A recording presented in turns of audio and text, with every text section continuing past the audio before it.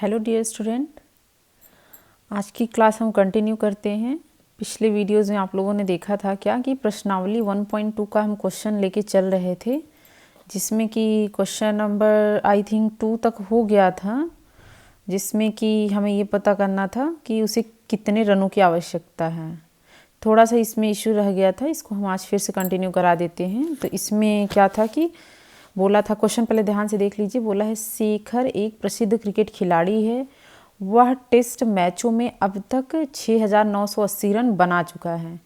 वह 10,000 रन पूरे करना चाहता है, उसे कितने और रनों की आवश्यकता है। अब देखिए, पहले क्या है, उसने इतने रन बनाए हैं और लेकिन उसकी डिमांड क्या है कि वो 10,000 और रन वो 10,000 रन टोटल कंप्लीट करना चाहता है। बट ये क्या है, हमारा बहुत कम है और ये हमारा टारगेट है। अब टारगेट को कंप्लीट करने के लिए हमें कुछ ना कुछ ऐड करना पड़ेगा। तो उसके लिए हम क्या करेंगे कि ये जो हमारा टारगेट है, इसमें से जो हम बना चुके हैं उसी को हम माइनस कर देंगे, तो हमें पता चल जाएगा कितने और रनों की ज़रूरत है। तो आप पिछली क्लास में आप लोगों ने देखा था कि हम लोगों ने यहाँ तक कर लिया था इस क्वेश्चन को। इस क्वेश्चन में आप देखेंगे तो दिया है शेखर द्वारा टेस्ट मैच बनाए गए रन 6,980 हो गए थे और टारगेट हमारा कितना था, 10,000 रन। अब बचे रनों की संख्या अगर हमें ज्ञात करनी है तो हम 10,000 में से 6,980 को घटा दिए थे और हमारा वैल्यू कितना आ गया था, 3,020 रन। ठीक है, तो आज हम तीसरा क्वेश्चन चालू करते हैं। तीसरे क्वेश्चन हमारा देखिए, तीसरे क्वेश्चन में दिया क्या है। क्वेश्चन नंबर 3 में देखेंगे, पहले क्वेश्चन को पढ़ लेते हैं। क्वेश्चन नंबर 3 में दिया हुआ है कि एक चुनाव में सफल प्रत्याशी ने इतने मत प्राप्त किए हैं, जबकि उसके निकटतम प्रतिद्वंदी ने इतने मत प्राप्त किए। सफल प्रत्याशी ने चुनाव कितने मतों से जीता। सब मिला के क्या है, जैसे मान लीजिए कि होता क्या है कि हम लोग कभी भी देखिए कि आपके गाँव में वोटिंग होती है, दो लोग अगर चुनाव लड़ते हैं, दो लोग, तो उसमें ये होता है कि हाँ मतलब कौन कितने वोट पाया है, कितने वोट नहीं पाया है। तो उस हिसाब से अगर देखें तो इसमें ध्यान से देखिए क्या बोला, एक चुनाव में क्या सफल प्रत्याशी, एक चुनाव में क्या बोला है, सफल प्रत्याशी। सफल प्रत्याशी मतलब जो जीत गया है। तो हम यहाँ पे क्वेश्चन नंबर 3 को स्टार्ट करेंगे तो उसमें लिखेंगे कि वह सफल प्रत्याशी मतलब कि जीतने वाला प्रत्याशी, जीतने वाला प्रत्याशी। जीतने वाला प्रत्याशी को कितना वोट मिला है, यहाँ पे देखिए जीतने वाले प्रत्याशी को कितना मिला है, 5,77,500। तो हम यहाँ क्या लिखेंगे, 5,77,500 वोट मिले हैं टोटल। अब आगे क्या बोला है इसी क्वेश्चन में, आगे बोला है कि जबकि उसके निकटतम प्रतिद्वंदी ने 3,48,700 मत प्राप्त किए और जो दूसरा आदमी था उन्होंने कितना प्राप्त किए, 3,48,700। तो हम यहाँ लिखेंगे हारने वाला प्रत्याशी, हारने वाला प्रत्याशी कितना हो जाएगा, 3,48,700 इतने वोट पाया था। हमें ज्ञात क्या करना है, हमें ज्ञात करना है कि सफल प्रत्याशी ने चुनाव कितने मतों से जीता है, मतलब कितने ज़्यादा वोटिंग उसको मिले हैं। तो हम यहाँ लिखेंगे क्या, पहले में से दूसरे वाले को घटा देंगे। तो हम क्या लिखेंगे, हाँ हमें लिखना है कि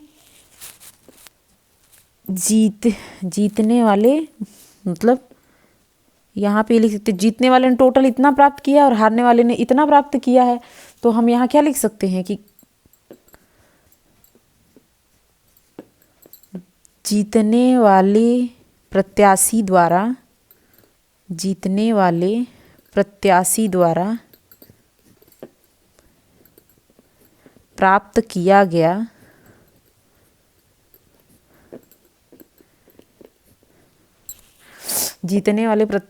प्राप्त किया गया मत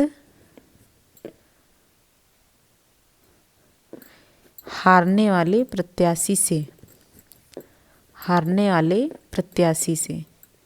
ठीक है,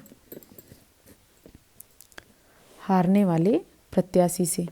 तो अब हम इसको इसमें से घटा देंगे तो 0 में से 0 जाएगा 0, फिर 0 में से 0। अब 5 में से 7 तो घटेगा नहीं, तो ये 5 इसके पास जाएगा, उधार लेगा तो इसका हो जाएगा 15। 15 में से 7 गया 8। अब इसका बन गया 6, तो अब ये बगल वाले से उधार मांगेगा तो इसका हो जाएगा 16, 16 में से 8 गया 8, अब यहाँ बचा 6, 6 में से 4 गया 2, अब 5, 5 में से 3 गया 2। तो उसको कितने वोट एक्स्ट्रा मिले हैं? 2,28,800 वोट एक्स्ट्रा मिले हैं। यही आपका आंसर हो जाएगा। ठीक है, अब हम अगला क्वेश्चन देखते हैं। अगला क्वेश्चन क्या दिया है? कीर्ति बुक स्टोर ने जून के पहले सप्ताह में इतने मूल्य की पुस्तकें बेची। अब कीर्ति बुक स्टोर एक दुकान का नाम है, वो पहले सप्ताह में इतनी किताबें बेचता है और दूसरी माह के दूसरे सप्ताह में वो इतनी किताबें बेचता है। अब दोनों सप्ताहों में कुल मिलाकर कितनी बिक्री हुई, किस सप्ताह में बिक्री अधिक हुई और कितनी अधिक हुई है, ये भी बोला है।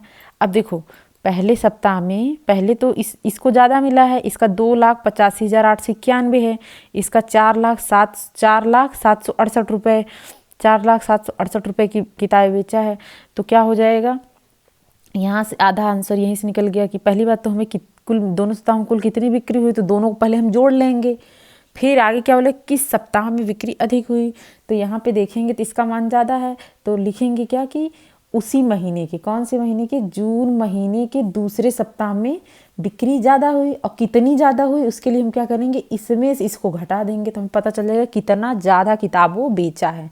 तो सबसे पहले हम क्या लिखेंगे कि दोनों कुल मिलाकर कितनी बिक्री हुई। तो फिर क्वेश्चन नंबर चौथा हम लिखते हैं यहाँ।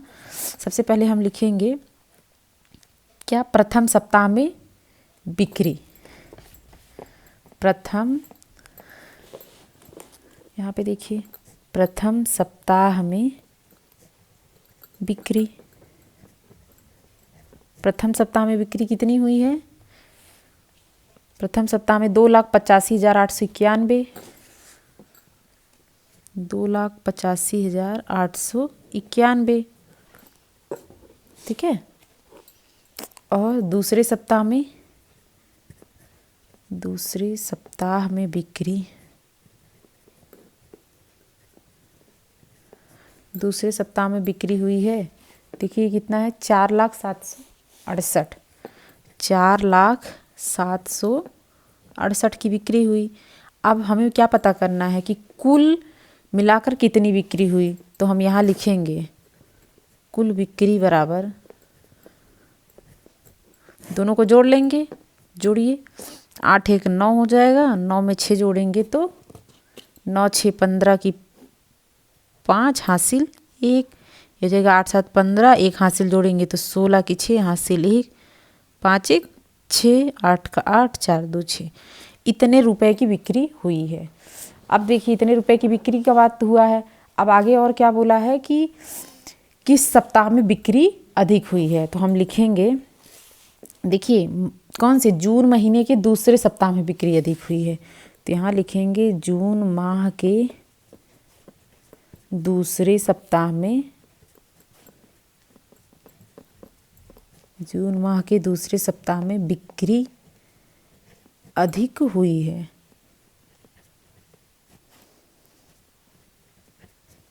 जून माह के दूसरे सप्ताह में बिक्री अधिक हुई है। अब बोला है कितनी अधिक हुई है, कितनी अधिक हुई है, तो कितनी अधिक के लिए हम क्या करेंगे, इसमें से इसको घटा देंगे तो हम लिख देंगे अधिकतम बिक्री। अधिकतम बिक्री का मान कितना हो जाएगा, 4,768 में से हम 2,85,891 को घटा देंगे तो ये हो जाएगा, 8 में से 1 गया 7, 6 में से 9 तो घटेगा नहीं तो ये इससे हासिल ले लेगा तो इसका हो जाएगा 16, 16 में से 9 गया 7, यहाँ बचेगा 6। अब इस में से तो 8 घटेगा नहीं तो ये इसके पास जाएगा, इसके पास नहीं है तो ये इसके पास जाएगा, फिर ये इससे लेगा, ये इसको दे देगा उधार तो इसका 10 हो जाएगा।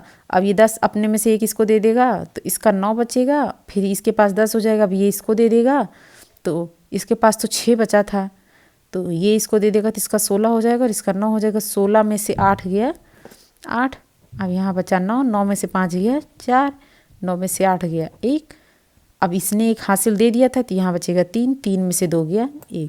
तो कुल कितनी अधिकतम बिक्री हुई थी, ज़्यादा, कुल इतने की ज़्यादा बिक्री हुई थी। कौन से महीने में, जून महीने के दूसरे सप्ताह में, ठीक है, जून महीने के दूसरे सप्ताह में इतनी बिक्री हुई थी। अब देखिए, अब हम अगला क्वेश्चन देखते हैं। अगले क्वेश्चन में बोला है, क्वेश्चन नंबर 5 में, क्वेश्चन नंबर 5 ध्यान से पढ़िए। क्वेश्चन नंबर 5 में बोला है कि अंकों 6, 2, 7, 4 और 3 में से प्रत्येक का केवल एक बार प्रयोग करते हुए 5 अंकों की बनाई जा सकने वाली सबसे बड़ी और सबसे छोटी संख्याएं निकालो और उसका क्या निकालना है, अंतर। तो संख्या कौन सी हो जाएगी, 6, 2, 7, 4 और 3। अब क्या करना है, पहले इससे 5 अंकों की संख्या बनानी है, 5 अंकों की बड़ी संख्या। 5 अंकों की बड़ी संख्या बनाने के लिए हम सबसे पहले क्या करेंगे, होता क्या है कि हम संख्याओं को अवरोही क्रम में लिखेंगे। कौन से क्रम में, अवरोही क्रम। अवरोही का मतलब है सबसे पहले सबसे बड़ी संख्या 7, फिर उससे छोटी 6, फिर उससे छोटी 4, फिर उससे छोटी 3, फिर उससे छोटी 2। तो ये हमारी 5 अंकों की बड़ी संख्या हो गई। 5 अंकों की बड़ी से बड़ी संख्या, सबसे बड़ी, 5 अंकों की सबसे बड़ी संख्या। ठीक है, अब हम सबसे छोटी संख्या निकालेंगे।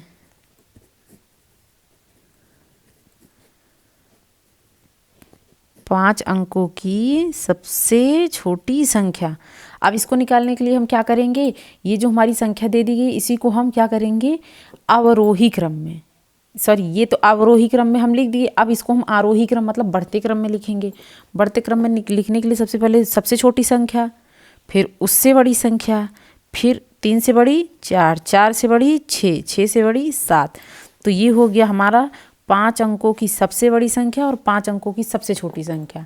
ठीक है, तो हमें 5 अंकों की सबसे बड़ी संख्या और 5 अंकों की सबसे छोटी संख्या आराम से मिल गई है। अब हम क्या करेंगे कि बड़ी संख्या में से छोटी संख्या को घटा देंगे तो हमें अंतर पता चल जाएगा, और यही अंतर हमसे पूछा भी था। ठीक है, आप लोग को पहले ये बताइए, ये समझ में आया कि नहीं कि 5 अंकों की बड़ी से बड़ी संख्या और 5 अंकों की छोटी छोटी संख्या निकालेंगे कैसे। सारा काम आरोही और अवरोही क्रम का होता है, वो सिर्फ आपके ऊपर डिपेंड करता है कि आप आरोही और अवरोही क्रम को किस तरीके से लिख रहे हैं। अब देखिए, आरोही क्रम का मतलब क्या होता है कि हम चीज़ों को बढ़ते क्रम में लिख रहे हैं। तो आरोही क्रम में लिखेंगे तो हमारी सबसे छोटी संख्या मिलेगी, और अवरोही क्रम में लिखेंगे तो हमारी सबसे बड़ी संख्या मिलेगी। अब इसको घटा दीजिए, तो घटाएंगे तो क्या हो जाएगा, 12 में से 7 गया, ये हो जाएगा 5। सॉरी देखिए, 2 में से 7 तो घटेगा नहीं, तो हम इससे उधार लेंगे तो ये हो जाएगा 12। 12 में से 7 गया 5, यहाँ बचा था 2। अब 2 में से 6 जाएगा नहीं, तो ये इससे हाथ से ले लेगा, तो ये दे देगा इसको, तो इसका हो जाएगा 12। 12 में से 6 गया 6, यहाँ बचा 3। 3 में से 4 तो जाएगा नहीं, अब ये इससे उधार मांगेंगे तो इसका हो जाएगा 13। 13 में से 4 जाएगा तो घटाएंगे तो 9 आ जाएगा। यहाँ बचेगा 5। 5 में से 3 गया तो 2, और 7 में से 2 गया तो 5। तो अंतर कितना आ गया, 52,965 का अंतर आया है। ठीक है, अब देखिए अगला क्वेश्चन क्या है, हमें अगला क्वेश्चन ध्यान से पढ़िए। अगले क्वेश्चन में दिया है, एक मशीन है, औसतन कितनी की बात किया है, एक मशीन औसतन एक दिन में 2825 पेज बनाती है। ठीक है, एक दिन बनाती है। जनवरी 2006 में उस मशीन ने कितने पेज बनाए। अब पहली बात तो जनवरी 2006 की बात किया है, जनवरी 2006 में उस मशीन ने कितने पेज बनाए। एक मशीन औसतन एक दिन में इतने पेज बनाती है, एक दिन की बात किया है, एक दिन में वो इतना पेज बनाती है। अब करना क्या है, बोला है जनवरी 2006 में। जनवरी 2006 का मतलब है हमें पता होना चाहिए ना जनवरी में कुल कितने दिन होते हैं। पहले हम यहाँ पे क्या करेंगे, क्वेश्चन नंबर 6 को लिखेंगे। क्वेश्चन नंबर 6 में बोला क्या है कि एक मशीन औसतन एक दिन में बनाए गए पेज, एक दिन में बनाए गए पेज, एक दिन में बनाए गए पेज कितने हो जाएंगे, 2825 पेज बनाए हैं उसने। अब क्या करना है, उसने बोला है जनवरी माह में, तो लिखिए यहाँ पे जनवरी 2006 में कुल कितने दिन होते हैं जनवरी में। जनवरी में कुल 31 दिन होते हैं। अब एक दिन की बात किया है, एक दिन में इतने पेज बनाए गए हैं, तो जनवरी 2006 में कुल कितने दिन होंगे, 31 दिन में। तो हम लिखेंगे जनवरी 2006 में बनाए गए पेचों की संख्या। जनवरी 2006 में बनाए गए पेचों की संख्या। ठीक है, तो उसके लिए क्या करेंगे, एक दिन में तो जितना बनाया है वो, और 31 दिन की बात करें तो 31 का गुणा कर देंगे। अब गुणा करने के लिए हम क्या करेंगे, इसको 2825 में हम 31 का गुणा करेंगे। ठीक है, 1 पंचे 5, 1 दुक्के 2, 1 अट्ठे 8, 1 दुक्के 2, फिर इसका गुणा करिए 3 पचे करेंगे तो 3 पचे 15 हो जाएगा। 3 दूनी 6, 7, देखिए 3 पचे 15 की 5, हासिल यहाँ 1 लग गया। 3 का गुणा 2 बार, 3 का पहाड़ा 2 बार पढ़िए, 3 दूनी 6, 6 में 1 जोड़ेंगे तो 7, 3 अट्ठे 24, 24 की 4, हासिल 2, 3 दूनी 6, 6 में 2 जोड़ेंगे तो 8, 5 का 5 लिख लीजिए, 5 2 7, 8 में 7 जोड़ेंगे तो 15, 4 2 6, 1 हासिल बचा था 7, ये हो जाएगा 8। ठीक है, अब क्या है, इसको हम जोड़ लिए। इस तरीके से हमें पता चल गया कि जनवरी माह में कुल कितने पेज बनाए गए थे। अब हम अगला क्वेश्चन देखते हैं। क्वेश्चन नंबर 6 तक कंप्लीट हो गया है। क्वेश्चन नंबर 7 देखते हैं। क्वेश्चन नंबर 7 में क्या दिया हुआ है, एक व्यापारी के पास 78,592 थे, क्या थे, रुपए थे।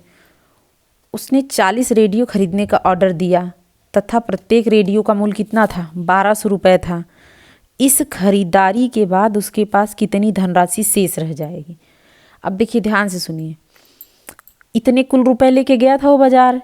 अब किया क्या कि उसको 40 रेडियो खरीदने का ऑर्डर दिया, कि उसका एक दुकान था रेडियो का, मतलब वो रेडियो बेचता था। फिर क्या है कि वो क्या करेगा, इसमें ऑर्डर दिया था तथा प्रत्येक रेडियो का मूल्य 1200 रुपये था। जो भी रेडियो था हमारा, उसका मूल्य कितना था, 1200 रुपये था।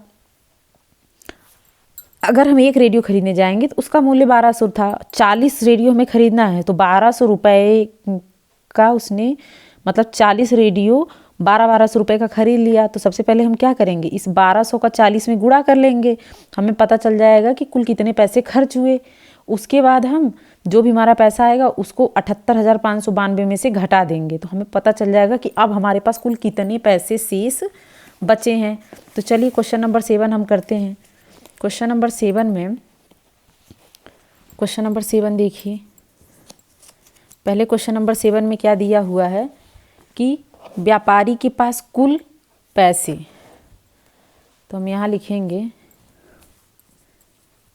व्यापारी के पास कुल धनराशि कितनी है, कुल धनराशि हमारी कितनी है, 78,592। तो यहाँ लिख देंगे 78,592, इतना है ना, ये अलग क्वेश्चन है। 78,592 रुपये हैं। अब क्या है, हम यहाँ देख रहे हैं लिखा है कि 40 रेडियो खरीदने का ऑर्डर दिया। अब यहाँ हम लिखेंगे एक रेडियो का मूल्य बराबर, एक रेडियो का मूल्य 1200 रुपये। ठीक है, इसलिए देखिए ये चूंकि का साइन होता है। चूंकि का मतलब है 2 बिंदु ऊपर रख दीजिए और एक नीचे, और इसलिए का मतलब होता है कि 2 बिंदु नीचे है और 1 बिंदु ऊपर है। तो हम लिखेंगे क्या, 40 रेडियो का मूल्य, 40 रेडियो का मूल्य कितना हो जाएगा, 1200 गुणे 40। अब हम यहाँ अलग से गुणा कर लेंगे, 1200 गुणे 40। जब भी कभी आपको ऐसी संख्याएं मिले और गुणा करने के लिए दिया जाए तो आप सीधा सीधा एक ही काम किया करिए, जो भी अंक है अंक का आपस में गुणा कर लीजिए। 4 है, ये 12 है, 12 का पहाड़ा 4 बार पढ़िए, 12 चौका 48 हो जाएगा, तो 48 लिख लीजिए। अब जितने जीरो इसके पास बचे, जितने जीरो इसके पास, सबको गिन के लिख लीजिए। 1 2 3, तो कुल कितने हमारे पास पैसे आ गए, 48,000 रुपये। ठीक है, तो व्यापारी के पास कुल धनराशि इतनी थी और उसने 40 रेडियो खरीद लिया, कितने, 48,000 का। अब यहाँ लिखेंगे शेष धनराशि जो कि व्यापारी के पास बची हुई थी। तो कितनी हो जाएगी 78,592 में से हम कितना घटा देंगे 48,000 रुपये घटा देंगे। तो इसको घटाइए तो हो जाएगा 2, 9, 5, 8 में से 8 गया 0, 7 में से 4 जाएगा तो 3। उसके पास कुल कितनी धनराशि बची 30,592 रुपये की धनराशि बच गई है। ठीक है, तो आप लोगों को यहाँ तक बहुत अच्छे से समझ में आ गया होगा। बाकी के जो ये क्वेश्चन बचे हुए हैं, क्वेश्चन नंबर 8, 9, 10, 11, 12, ये हम कल के वीडियो में अच्छे से समझा देंगे। ठीक है, तो आप लोग को यहाँ तक का क्लास समझ में आ गया होगा। क्लास को कंटिन्यू देखिए, आगे जो रेखा गणित होगी या और भी जो टॉपिक होंगे उसको हम बहुत अच्छे से समझाएंगे ताकि आप लोग को बहुत अच्छे से समझ में आ जाए। ठीक है, थैंक यू क्लास।